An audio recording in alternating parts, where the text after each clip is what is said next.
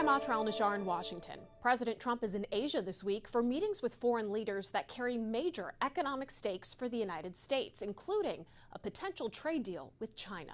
Making stops in Malaysia, Japan, and South Korea, President Trump's meetings with world leaders in Asia this week carry major implications for America's economy. The main event being Thursday in South Korea with Chinese President Xi Jinping, a meeting 6 months in the making.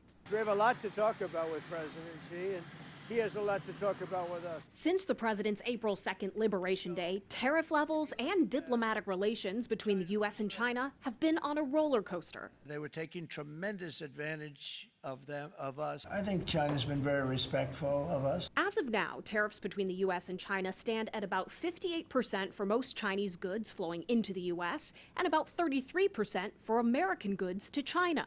It was all headed for a cliff after China announced export controls on its coveted rare earth minerals, and President Trump responded with a threat to impose another 100% tariff on Chinese goods if China didn't change course. I believe we've reached a very substantial framework that will avoid that. Treasury Secretary Scott Bessent announcing over the weekend he and his Chinese counterpart have agreed on a foundation for a U.S.-China trade deal. I'm also anticipating that we will get some kind of a deferral on the rare earth export controls. Bessent says President Trump's 100% tariff threat is effectively off the table.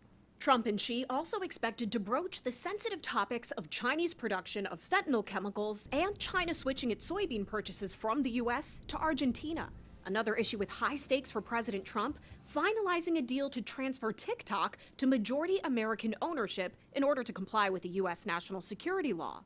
But China is expected to keep a roughly 20% stake in TikTok, raising red flags for China hawks in Washington. As long as the Chinese are involved, I think there's reasons for distrust. While he's in Asia, President Trump said he'd love to meet with North Korean leader Kim Jong-un and is even open to extending his trip for it. As of Monday, no plans have been made.